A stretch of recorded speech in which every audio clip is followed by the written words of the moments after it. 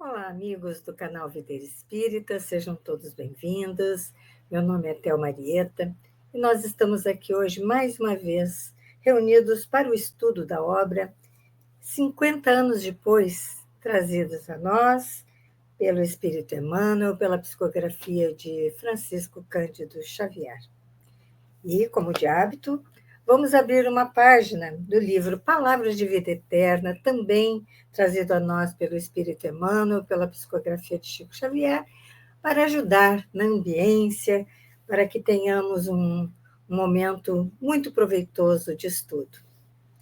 A mensagem que leremos hoje é a mensagem número 21.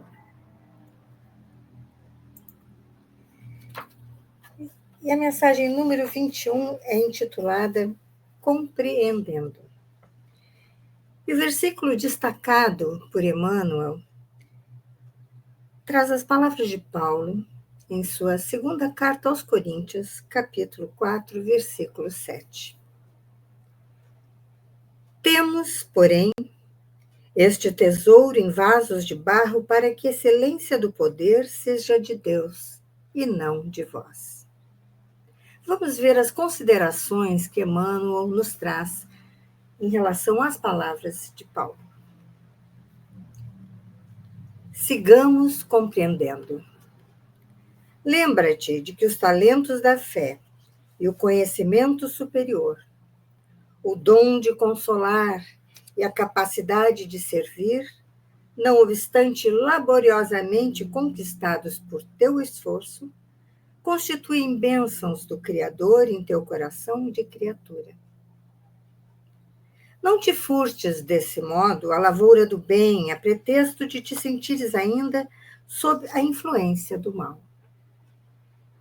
Até alcançarmos triunfo pleno sobre os nossos desejos malsãos, sofreremos na vida, seja no corpo de carne ou além dele, os flagelos da tentação.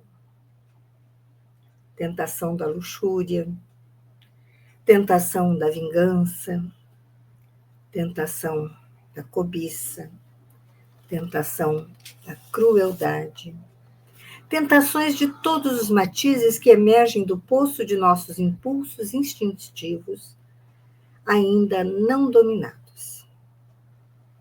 Se a tentação, contudo, nasce de nós, a flama da educação e do aprimoramento vem de Deus.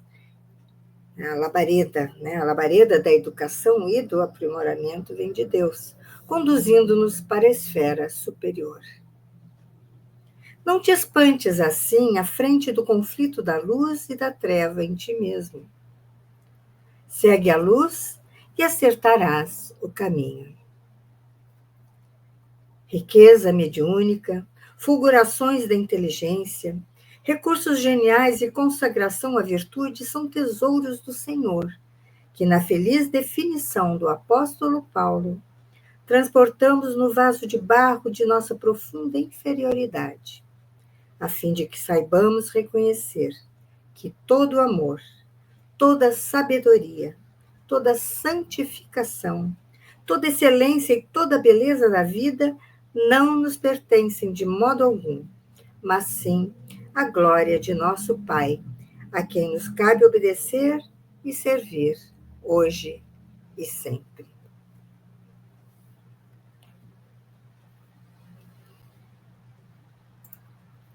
Vamos orar?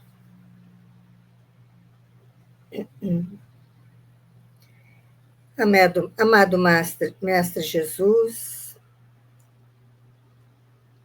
estamos aqui mais uma vez buscando o conhecimento nas linhas e entrelinhas deste romance, 50 anos depois, trazido por Emmanuel, para que possamos aprender com as experiências vividas por suas personagens.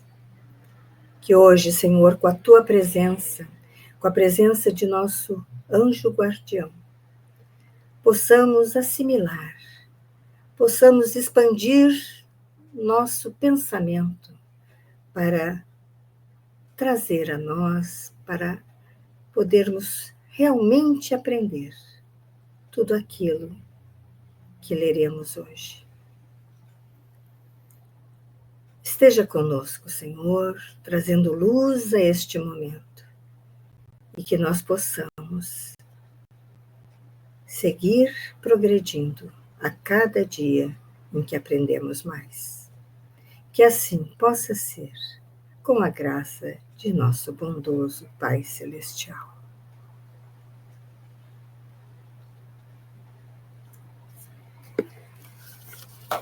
Então, vamos começar o nosso estudo.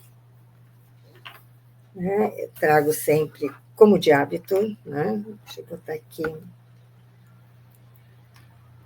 fone. Como de hábito, fazemos um pequeno retrocesso para lembrarmos o último estudo. Né? Então, nós vimos na semana passada que irmão Marinho já cumpria há 3 anos a tarefa de ir ao mercado trazer, durante 2 vezes por semana, trazer as provisões para o mosteiro.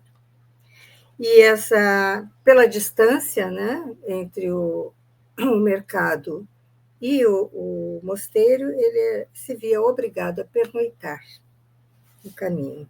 E ficava sempre na hospedaria do senhor Menênio. Ali, nessa hospedaria, a filha do hospedeiro, Brunilda, ela sentia uma atração por ele. E ele não percebia isso, ele não tinha não conseguia perceber essas coisas, né? Essa maldade, essa malícia, né? Que Brunilda tinha em relação a ele. E então, como ela não conseguiu conquistá-lo, ela acabou por se envolver com um soldado romano que também frequentava a hospedaria. E engravidou dele. E, enquanto pôde, escondeu essa gravidez, porque este soldado romano foi embora. E quando viu que não tinha mais como esconder, né, e que ia dar à luz, ela contou ao pai e acusou, de forma caluniosa, o irmão Marinho, como sendo o pai daquela criança.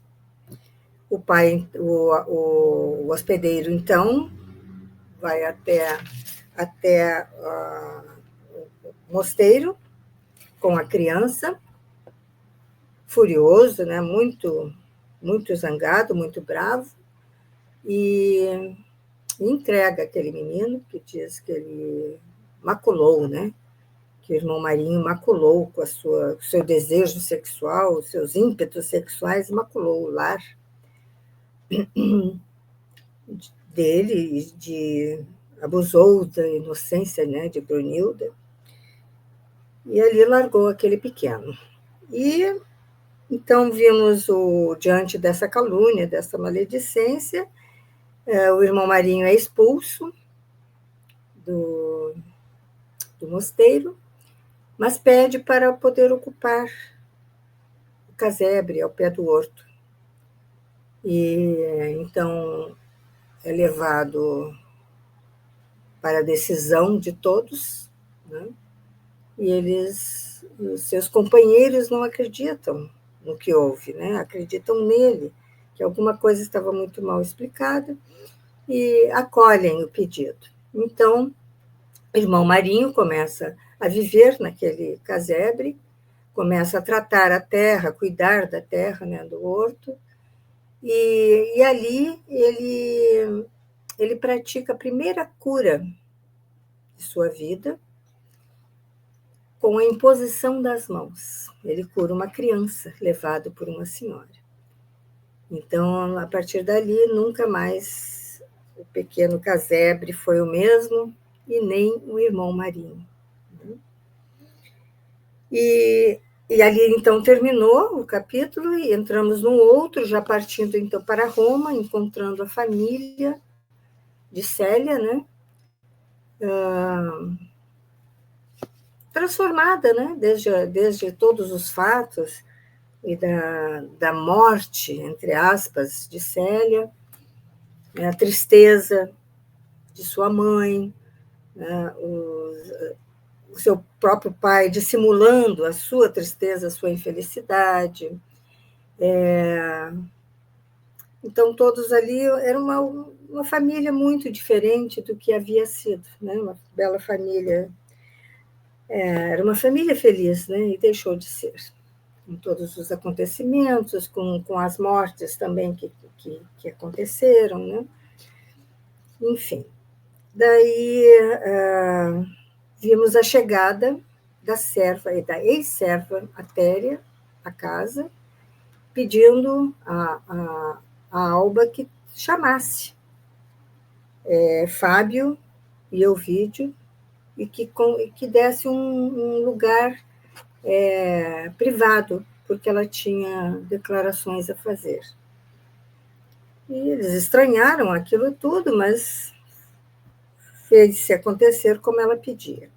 E nós terminamos no momento em que ela se declara cristã e que estava ali para fazer uma confissão, porque ela precisava dividir com ele os seus enganos, os seus erros, para poder um dia ser perdoada pela espiritualidade, né, por Jesus.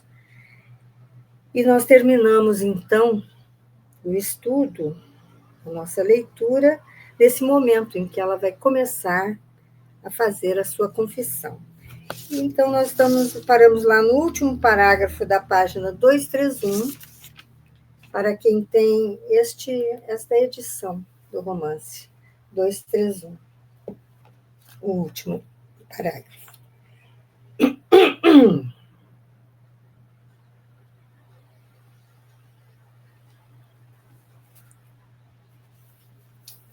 Então, vamos ver como começa aqui o nosso estudo de hoje. Então, ante a perplexidade dos três, né, lembramos que é Alba, Fabrício e...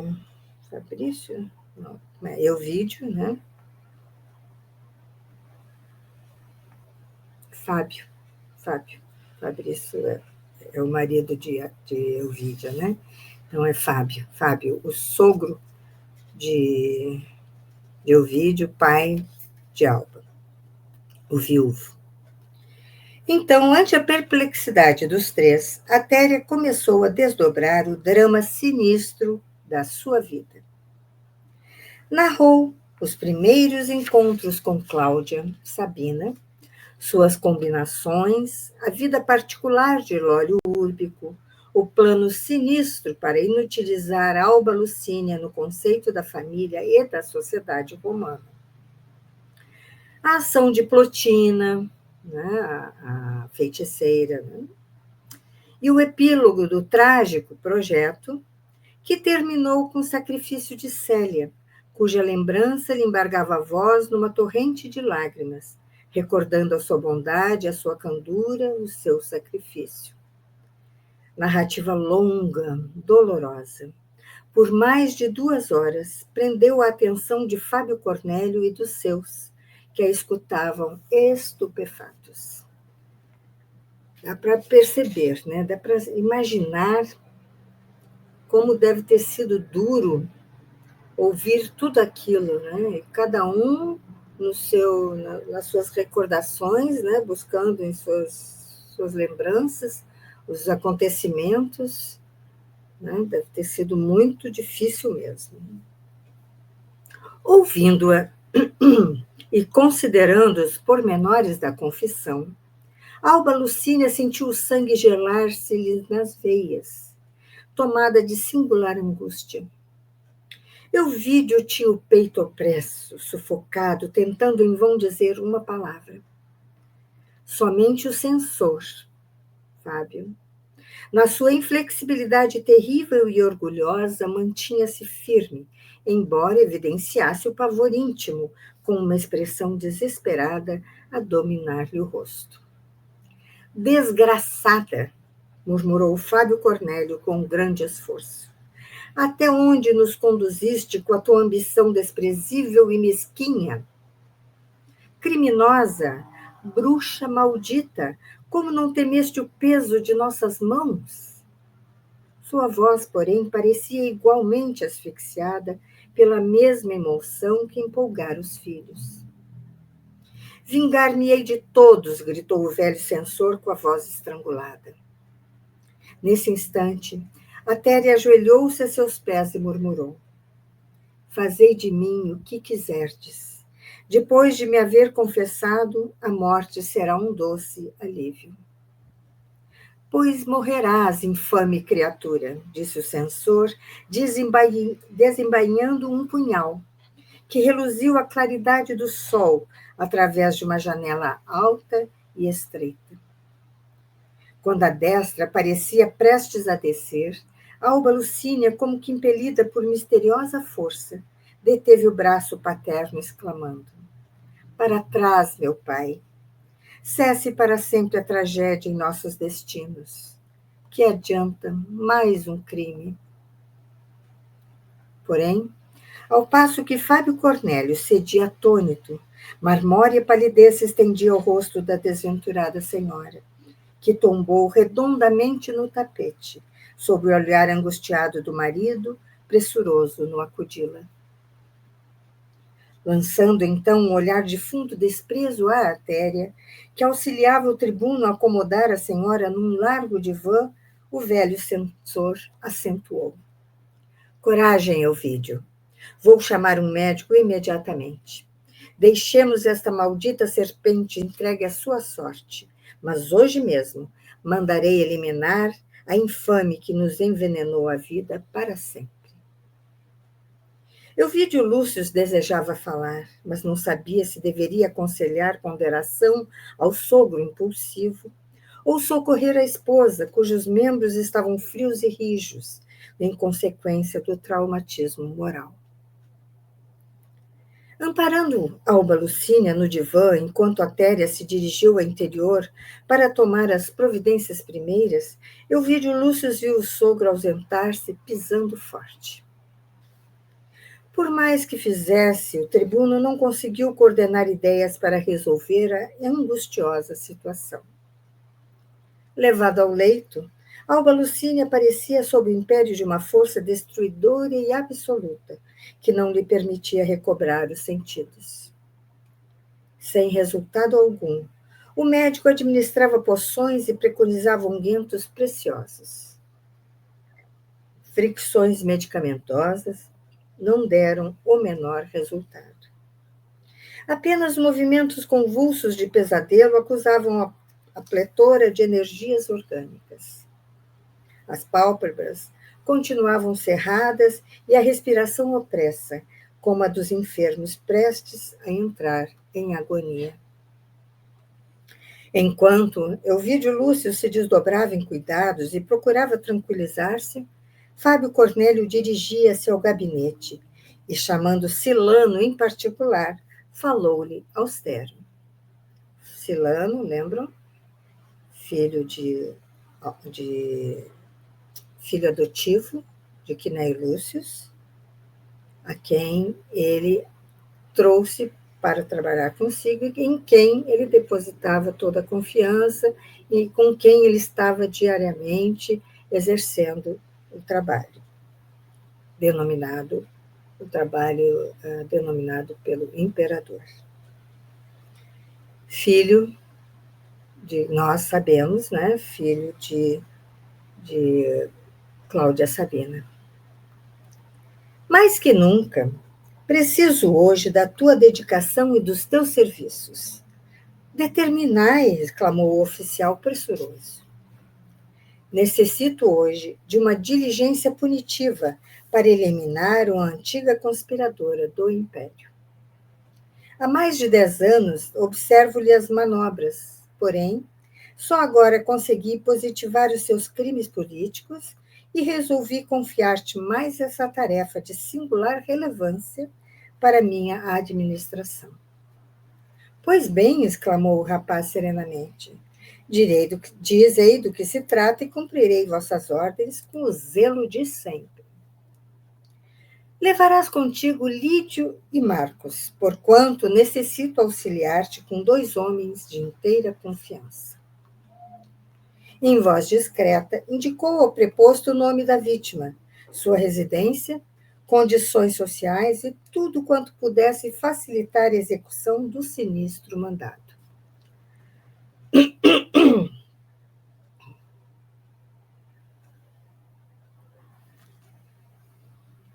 Por fim, desculpem. Por fim, acentuou com voz cavernosa: mandarei que alguns soldados cerquem a chácara, de modo a prevenir qualquer tentativa de resistência dos fâmulos. E depois de ordenares a abertura das veias dessa mulher infame, dirás que a sentença parte de minha autoridade, em nome das novas forças do império. Assim o farei, retrucou o emissário resoluto. Trata de agir com a maior prudência. Quanto a mim, volto agora à casa, onde reclamam a minha presença. À tarde, aqui estarei para saber do ocorrido. Enquanto Silano arrebanhava os auxiliares destinados à empresa, Fábio Cornélio regressava ao lar, onde baldo se faziam todos os recursos médicos para despertar Alba Lucínia do seu torpor estranho. Movimentando todos os servos, Elvídio Lúcio tudo fazia para despertar a companheira.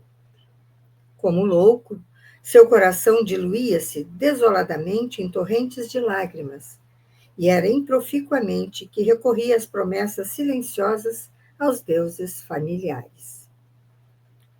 Enquanto Atéria se sentava humildemente à cabeceira da antiga patroa, o tribuno desdobrava-se em esforços inauditos, e Fábio Cornélio passeava de um lado ao outro, para outro, agitado no interior de um gabinete próximo, ora esperando as melhoras da enferma, ora contando as horas, a fim de conhecer o resultado da comissão sinistra.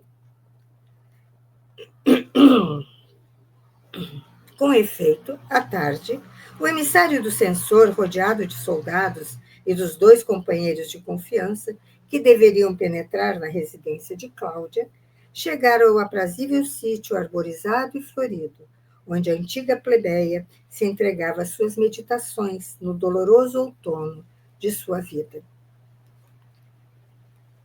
Viúva de Lólio Úrbico, passara o dia entregue a reflexões amargas e angustiosas.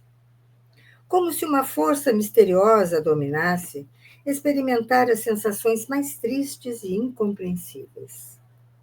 Em vão, passeara pelos deliciosos jardins da principesca residência, onde as avenidas graciosas e bem cuidadas se saturavam dos fortes perfumes da primavera. Sentimentos estranhos e intraduzíveis sufocavam-lhe o íntimo, como se o espírito estivesse mergulhado em amaríssimos presságios. Buscou fixar o pensamento em algum ponto de referência sentimental e, todavia, o coração estava indigente de fé, qual deserto adusto. Foi com a alma imersa em penosos cismares que viu aproximar-se com grande surpresa o destacamento de pretorianos. Tomada de emoção, lembrando-se do que representavam aquelas pequenas expedições de terror, noutros tempos, recebeu no seu gabinete o oficial que a procurava acompanhado de 2 homens espadaúdos e atléticos, com os quais trocara significativos olhares. Ao que devo a honra de vossa visita? Perguntou depois de sentar-se, dirigindo a Silano um olhar de curiosidade intensa. Sois de fato a viúva do antigo prefeito Lólio Úrbico? Sim, replicou a interpelada com displicência. Pois bem, eu sou Silano Plautius, e aqui estou por ordem do censor Fábio Cornélio, que depois de longo processo expediu a última sentença contra a vossa pessoa, esperando eu que saibas morrer dignamente, dada a vossa condição de conspiradora do império. Cláudia ouviu aquelas palavras, sentindo que o sangue se lhe gelava no coração.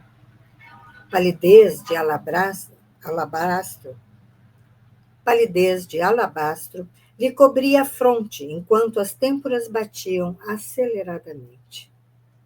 Estendeu precipitadamente as mãos a um móvel próximo, tentando utilizar uma grande campainha, mas Silano deteve-lhe o gesto, exclamando com serenidade: é inútil qualquer resistência. A casa está cercada. Encomendai aos deuses os vossos últimos pensamentos.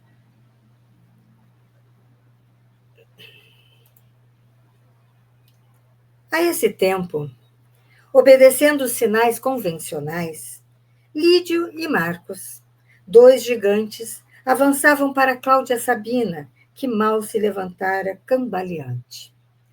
Enquanto o primeiro a amordaçou impiedosamente, o segundo avançou, cortando-lhe os pulsos com uma lâmina acerada. Cláudia, todavia, sentindo o horror da situação irremediável, entregava-se aos verdugos sem resistência, endereçando, porém, a Silano um olhar inesquecível.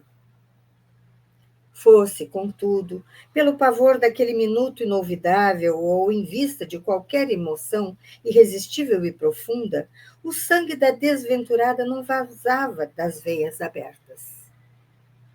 Dir-se-ia que a abrasadora emoção sacudia todas as suas forças psíquicas, contrariando as leis comuns das energias orgânicas.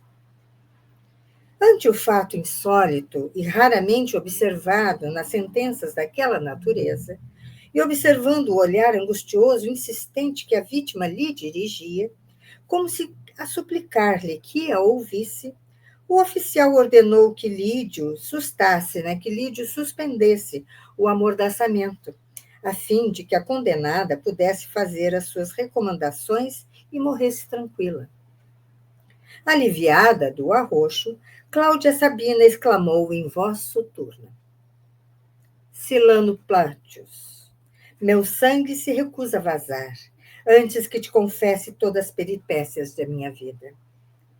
Afasta os teus homens deste gabinete, e nada temas de uma mulher indefesa e moribunda. Altamente impressionado, o filho adotivo de Quinéio Lúcio ordenou aos companheiros se retirassem para uma sala próxima, enquanto Cláudia, a sós com ele, atirou-se-lhe aos pés com as veias gotejantes, dizendo amargamente: Silano, perdoa o coração miserável que te deu a vida. Sou tua mãe desgraçada e criminosa, e não quero morrer sem te pedir que me vingues. Fábio Cornélio é um monstro. Odeio-o. Meu passado está cheio de sombras espessas. Mas quem te fez hoje uma matricida é mandatário de muitos crimes. O pobre rapaz contemplava a vítima, tomado de doloroso espanto. Uma brancura de neve subira-lhe ao rosto, denunciando comoções íntimas. Todavia, se os olhos refletiam ansiedade acabrunhante, os lábios continuavam mudos, enquanto a viúva de Lólio Úrbico lhe beijava os pés, desfeitas em pranto. Então, era ali que estava o mistério do seu nascimento e da sua vida? Dolorosa emoção dominou-o, e Silano prorrompeu em soluços que lhe rebentavam do peito saturado de pesares. Desde a morte de Quinéio, vinha alimentando o desejo de esclarecer o mistério do seu nascimento. Muitas vezes projetou constituir família e sentia-se desarmado perante os preconceitos sociais, pensando no futuro da prole. Em determinadas ocasiões, experimentava o desejo de abrir o pequeno medalhão que o venerando protetor lhe confiara nas vascas da morte, e, contudo, um receio atroz da verdade paralisava-lhe os propósitos. Ele sabia que ele tinha nas mãos a verdade. Mas às vezes é difícil, não é? Encararmos a verdade, criarmos coragem para encarar a verdade. Ainda mais de um assunto que para ele era tão importante, tão pesaroso, né? Por mais que ele tenha sido amado por Quinéio, né, que o abraçou, que realmente o tratava como filho, existia aquele vácuo, né? Aquele vazio sem explicações. Mas ele tinha medo da verdade. Quem será? O que será que continha o medalhão? Né?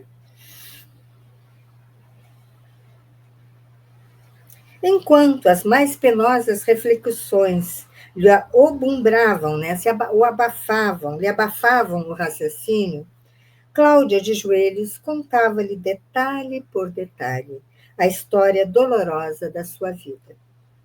Estarrecido ante aquelas verdades pronunciadas por uma voz que se abeirava do túmulo, Silano inteirava-se das suas primeiras aventuras amorosas, do seu encontro com Elvídio Lúcius, nos tumultos aventurosos da vida mundana, da sua incerteza quanto à paternidade legítima e da resolução de confiá-lo a Quinéio, onde sabia existir a mais carinhosa dedicação pelo nome de Elvídio, circunstância que garantiria ao enjeitado um ditoso porvir.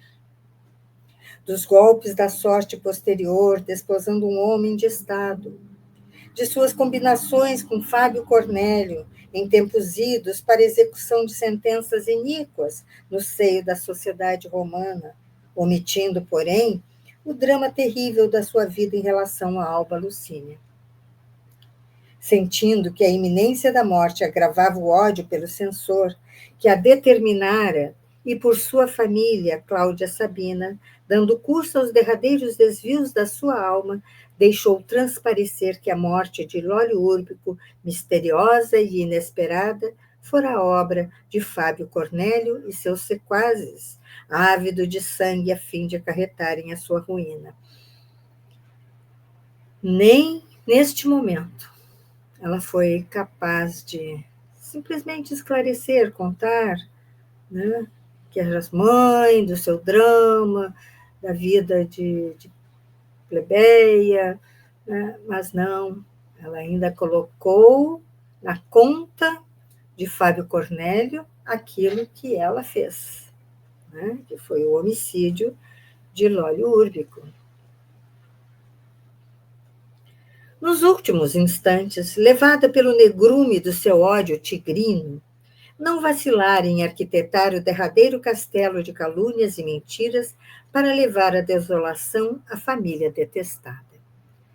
Ela detestava mesmo, né? Ela tinha um ódio por jamais ter conseguido ter Elvídio para si. Primeiro porque ele a desprezou, mesmo grávida. Segundo porque ele era casado e feliz. E por nunca ter conseguido conquistá-lo. Por ter tramado junto com, né, conseguido junto com o imperador, com que Elvídio estivesse sempre nas viagens de trabalho, né, que eram viagens longas, de mais de ano de duração, para tê-lo sempre por perto, para seduzi-lo, então ele jamais teve sucesso. Né? Foi então quando ela tramou toda aquela vingança, porque ela considerava a Alba Lucínia sua rival. Né? Então ela criou toda aquela trama que acabou só lhe trazendo infortúnios. Né? Mas isso ela não contou para Silano. Né? Aquelas terríveis, continua aqui a história, né? Aquelas terríveis confidências soavam aos ouvidos do oficial como um clamor de vinganças que reivindicassem esforços supremos. Todavia, em consciência, não lhe bastavam apenas as emoções para identificar a verdade. Necessitava de alguma coisa que lhe falasse a razão. Como se Cláudia Sabina lhe adivinhasse os pensamentos, foi logo ao encontro das suas vacilações silenciosas. Silano, meu filho, Que Neio Lúcio não te confiou um pequeno medalhão que envolvi nas tuas roupinhas de enjeitado? Sim, disse o rapaz extremamente perturbado. Trago comigo essa lembrança. Nunca o abriste? Nunca.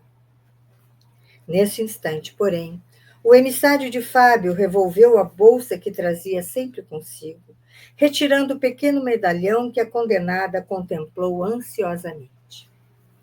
Aí dentro, meu filho, disse ela, escrevi um dia as seguintes palavras. Filhinho, eu te confio a generosidade alheia com a bênção dos deuses. Cláudia Sabina. Silano Plautius abriu o medalhão nervosamente, conferindo, uma por uma, todas as palavras. Foi aí que uma emoção violenta lhe abalou todas as faculdades. Acentuou-se a brancura de mármore que se lhe estampara na fronte. O olhar inquieto e triste tomou uma expressão vítrea, de pavor e assombro. As lágrimas secaram como se um sentimento lhe aflorasse na alma.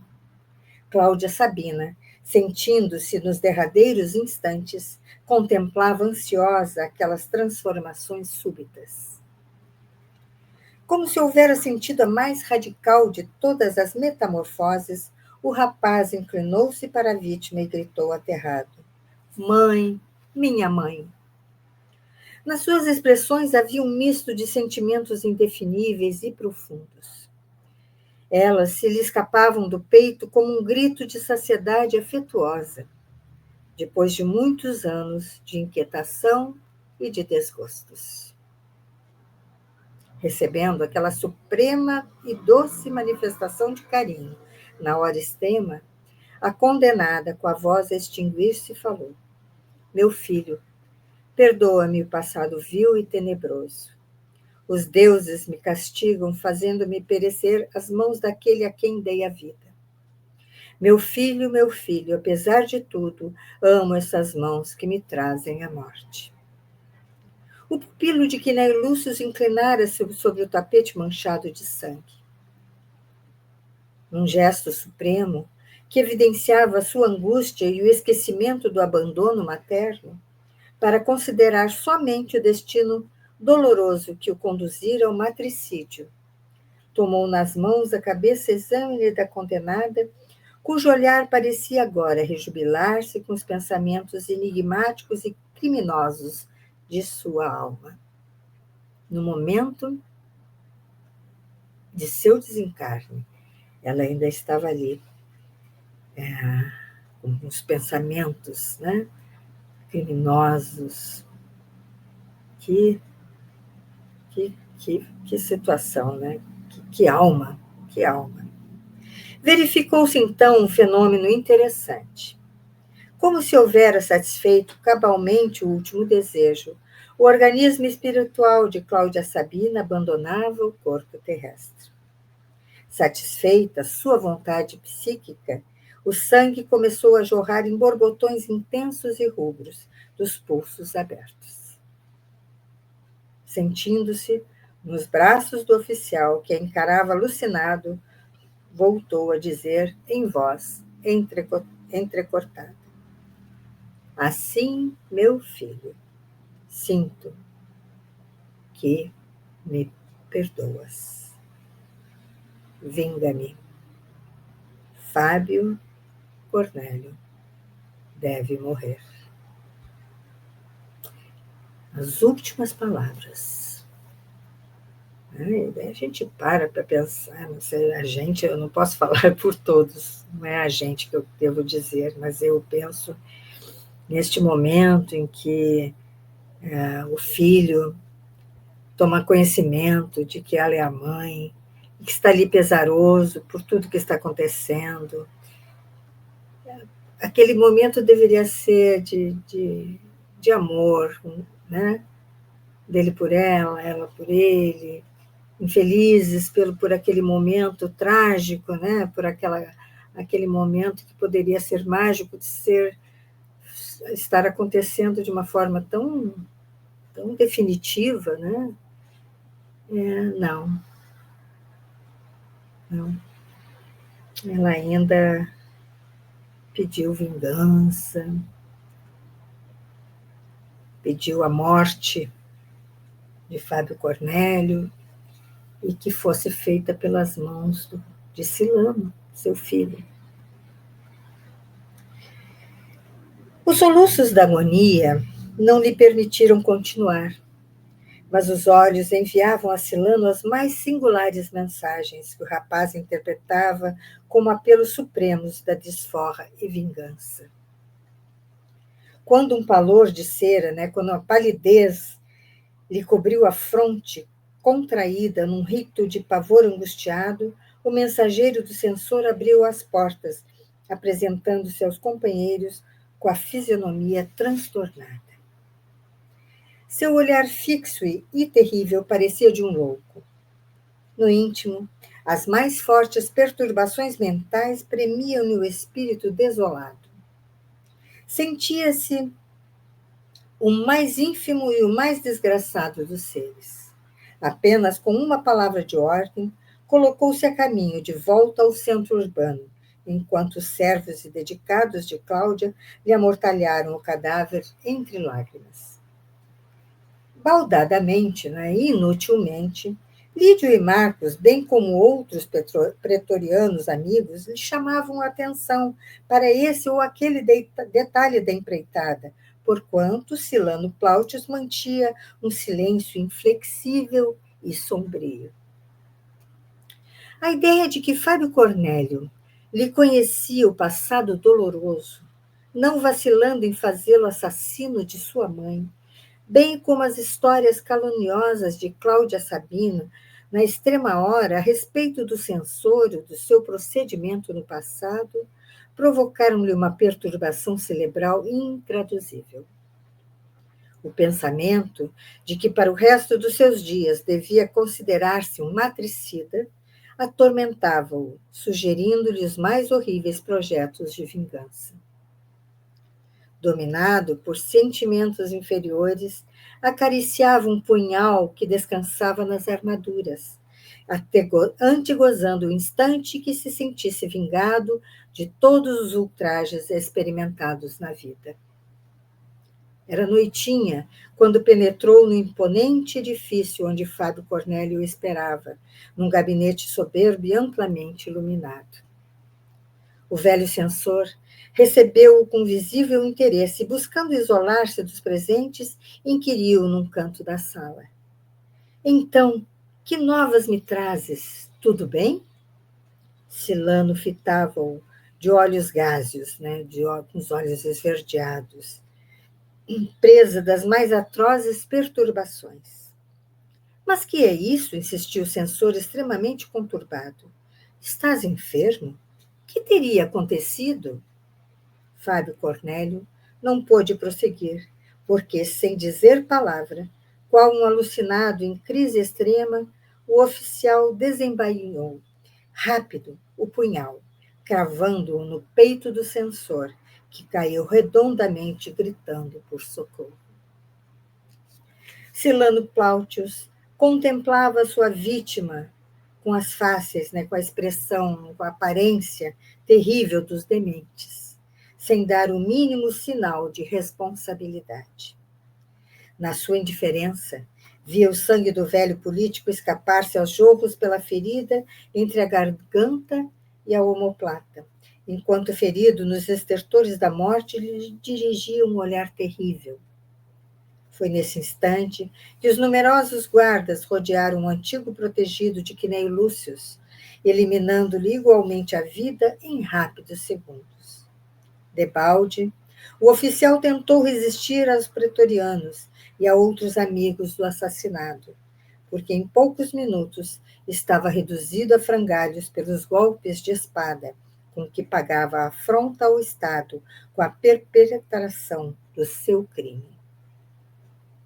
A notícia correu à cidade celeremente. Então, aqui morreu Fábio Cornélio e morreu Silano, com as tramas ainda de Cláudia Sabina. Assistido pelos amigos mais dedicados, Ovídio Lúcio precisou invocar todas as forças para não fraquejar sob golpes tão rudes. Dada a situação delicada em que se encontrava a esposa, providenciou para que os despojos sangrentos fossem levados à residência com especial cuidado, a fim de que o quadro sinistro e doloroso não agravasse a moléstia de Alba Lucínia, na hipótese de suas melhoras após a síncope prolongada. Um correio rápido foi despachado para Capua, chamando Caio Fabrícios e sua mulher a Roma imediatamente. Entre as preocupações mais acerbas e impossibilitado de comunicar o peso que lhe oprimia o coração a qualquer amigo, dado as penosas circunstâncias familiares em jogo, o filho de Quinéio vertia lágrimas dolorosas ao lado da esposa entre a vida e a morte, enquanto Márcia, lembram, né, era a irmã mais velha de Ovídio, a filha mais velha de Quinéio Lúcio. Márcia assumia a direção de todos os protocolos sociais em sua residência para atender a quantos visitavam os despojos dos dois desaparecidos. Alba Lucínia despertara, e, contudo, vagava-lhe no olhar uma expressão de alheamento do mundo. Pronunciava palavras ininteligíveis que Ovídio Lúcio daria vida para compreender. Percebia-se que ela perdera a razão para sempre. Então, a Alba, ela não suportara, né, as revelações de Atéria. E como já vinha em profunda tristeza, o golpe recebido pelo relato de Atéria foi insuportável. Por isso ela está nesse estado já, mal mesmo. Ela já estava adoentada, né, com o distanciamento da filha, né? Mas depois das revelações de Atéria, ela realmente ficou muito mal. Além disso, as síncopes renovavam-se periodicamente, como se as células cerebrais, à pressão de uma força incoercível, rebentassem vagarosamente, uma a uma. Obedecendo aos imperativos da situação, o tribuno, Ovídio, expediu ordens para que os funerais do sogro e do irmão adotivo, vejam aqui que ele ainda o tratava como irmão adotivo, ele nunca realmente reconheceu Silano como sendo seu filho, né?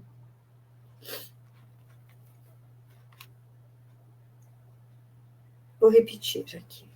Obedecendo aos imperativos da situação, o tirano expediu ordens para que os funerais do sogro e do irmão adotivo se efetuassem com a celeridade possível, tanto assim que antes de uma semana chegavam da campanha Elvídia e o esposo, né, Fabrício, sem alcançarem as cerimônias fúnebres. Eles não chegaram a tempo das cerimônias fúnebres. E penetrando no lar paterno tão somente para se ajoelharem à cabeceira de Alba Lucínia, que desde a véspera entrara em dolorosa agonia. A presença dos filhos constituiu para o tribuno um suave consolo, mas ao seu espírito dilacerado figurava-se não haver consolação bastante no mundo para o coração humilhado e ferido. Tocado nas fibras mais sensíveis, via agonizar a esposa lentamente, como se um sicário invisível, né? Como se um malfeitor, um facínora invisível, lhe houvesse cravado no coração acerado o punhal. Diante da morte, cessavam todos os seus poderes, todas as suas dedicações carinhosas. Submerso num oceano de lágrimas, guardando entre as suas as mãos frias da companheira, Elvídio Lúcio não abandonou o aposento, nem mesmo para atender ao apelo dos filhos recém-chegados. Pressentindo que a morte lhe arrebataria em breve a esposa idolatrada, conservava-se à sua cabeceira, dominado pelas meditações mais atrozes. De quando em quando, emergia do abismo de suas reflexões, exclamando amargamente, como se guardasse a convicção de que era ouvido pelo agonizante. Ele conversava com ela, né? Na esperança de que ela o escutasse. Lucínia, pois também tu me abandonas? Desperta, ilumina de novo a minha soledade. Se te ofendi alguma vez, perdoa-me. Mas não fiz que te amar muito. Vamos, atende. Eu vencerei a morte para te guardar em meus braços. Lutarei contra todos. Junto de ti, terei forças para viver reparando os erros do passado, mas que farei sozinho e abandonado se partires para o mistério. Deuses do céu, não bastariam as ruínas do meu lar, os destroços de minha felicidade doméstica para me redimir aos vossos olhos? Tende compaixão do meu ser desventurado. Que fiz para pagar tão pesado tributo? E contemplando o céu, como se estivesse vislumbrando os numes que presidem aos destinos humanos, apontava a esposa agonizante, redizendo em voz abafada e dolorida: Deuses do bem, conservai-lhe a vida. Entretanto, como se as suas rogativas morressem apagadas diante de uma esfinge, Alba Lucínia desprendia-se do mundo com uma lágrima silenciosa, ao amanhecer, enquanto os clarões rubros do sol tingiam as primeiras nuvens do céu romano ao caricioso despontar da aurora. Percebendo-lhe o derradeiro suspiro, Elvídio Lúcio ensimesmou-se numa tristeza indizível. Nos olhos agora secos e esquisitos, perspassava uma expressão de revolta contra todas as divindades, a seu ver insensíveis aos seus padecimentos e apelos desesperados. Então, aqui nós vemos um Elvídio que não mais conseguia dissimular a sua dor, a sua tristeza, né? Agora ele estava pleno, vivendo realmente o seu drama, né? Exteriorizando seus sentimentos. Né? A residência do tribuno cobria-se então de crepes negros, enquanto a sua silhueta agoniada permanecia junto à urna magnífica que encerrava os despojos da companheira, qual sentinela que se houvera petrificado em desespero. Enérgico e impassível, respondia aos apelos afetuosos dos amigos com monossílabos amargos, enquanto Caius, Elvídia e a bondosa Márcia faziam as honras da casa. Após uma semana de homenagens da sociedade romana, efetuou-se o funeral da inditosa senhora, que tombara qual ave ferida no seu profundo amor materno, enquanto o marido, curtindo a mais angustiosa soledade, se sentira desamparado e ferido para sempre. Amargurada e silenciosa, a Téria permanecera na casa até o instante em que os carros mortuários acompanharam Alba Lucínia às sombras do sepulcro. Impressionada com as tragédias que a sua revelação havia desfechado dentro daquele lar outrora tão feliz, sentiu-se humilhada no mais íntimo do coração. Então, aqui ela estava testemunhando, né, os males que a sua ganância causou. Né? Muitas vezes, nas horas terríveis da agonia da ex-patroa, dirigira o olhar súplice ao tribuno, a fim de verificar se lhe perdoara, de modo a tranquilizar a consciência abatida. Elvídio Lúcio parecia não vê-la, indiferente à sua presença e à sua vida. Experimentando sinistro remorso, a Téria abandonou a casa de Elvídio, onde se sentia como verme asqueroso, tal o negrume dos seus tristes pensamentos na dolorosa noite caída sobre a casa do tribuno, após o funeral. Fazia frio. As sombras noturnas eram espessas, tão impenetráveis quanto as angústias que lhe gelavam o coração. A permanência ali, porém, depois do enterro, não mais era possível, em vista das amarguradas emoções que lhe vibravam na alma. A velha criada saiu, então, demandando Trastevere, onde possuía antigas relações de amizade. Interessante é que no percurso pelas ruas estreitas seguira trajeto idêntico ao da jovem Célia, quando compelida a abandonar o lar paterno. Depois de muito caminhar, deteve-se perto da Ponte Fabrícios, temendo prosseguir. Era quase meia-noite e as proximidades da ilha do Tibre estavam desertas. Quis retroceder, premida por uma força inexplicável, como se pressentisse algum perigo iminente. Quando os dois homens mascarados se aproximaram, quais massas escuras que se movessem rápidas entre as pesadas sombras da noite. Tentou gritar, mas era tarde.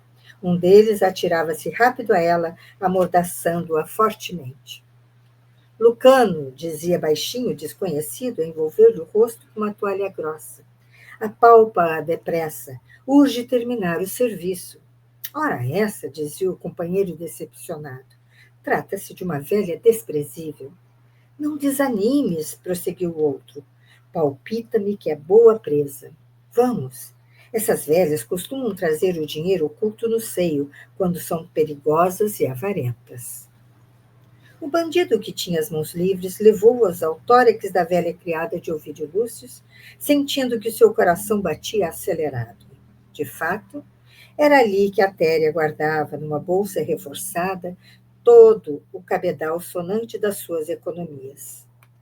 Encontrando-lhe o pequeno tesouro, ambos os malfeitores esboçaram um sorriso de satisfação e, obedecendo ao sinal do companheiro, Lucano bateu fortemente na cabeça da vítima amordaçada, com uma pequena bengala de ferro, exclamando com voz sumida, quando percebeu que ela desmaiara.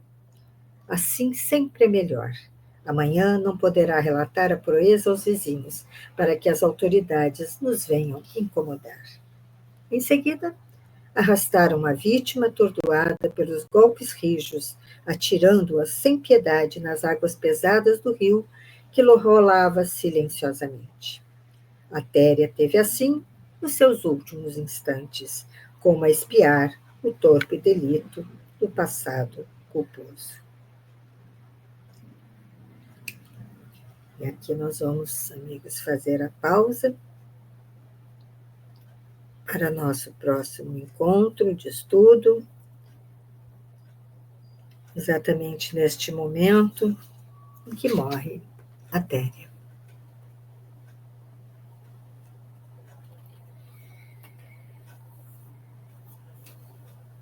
Vamos orar? Jesus, amado Mestre, quantos desenganos, quantas atitudes erradas, atitudes que levaram sofrimento, morte, desespero, tristeza.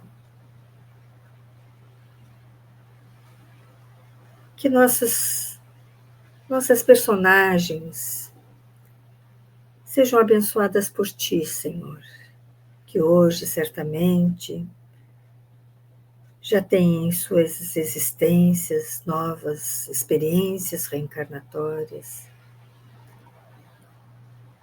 e que o progresso a eles também se fez e muito provavelmente ainda se faz.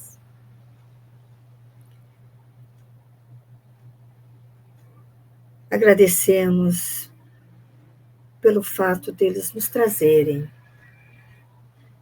suas histórias repleta de enganos para ilustrar aquilo que não devemos buscar, para ilustrar tudo aquilo que devemos evitar, para que amplie o nosso conhecimento das misérias humanas.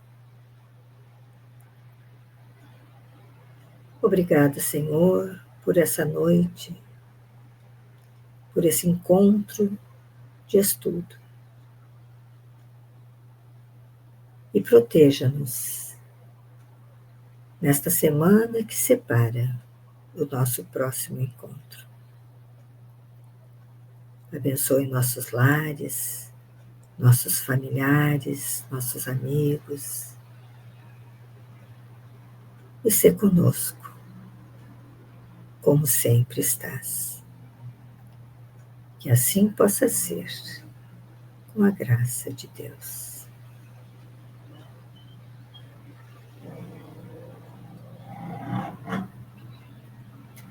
Amigos queridos, então, nos veremos novamente aqui no canal Videira Espírita, na próxima semana, no horário que lhes aprouver. Esta é um estudo que fica gravado, né, na nossa playlist, vocês podem acessá-lo ou no dia que ele é trazido ao canal, que é sempre às terças-feiras, às 19h30, ou em outro dia e horário que melhor lhes aprouver. Sejam sempre muito bem-vindos, contamos com a presença de todos vocês no nosso próximo estudo. E assim, nos despedimos, fiquem todos em paz.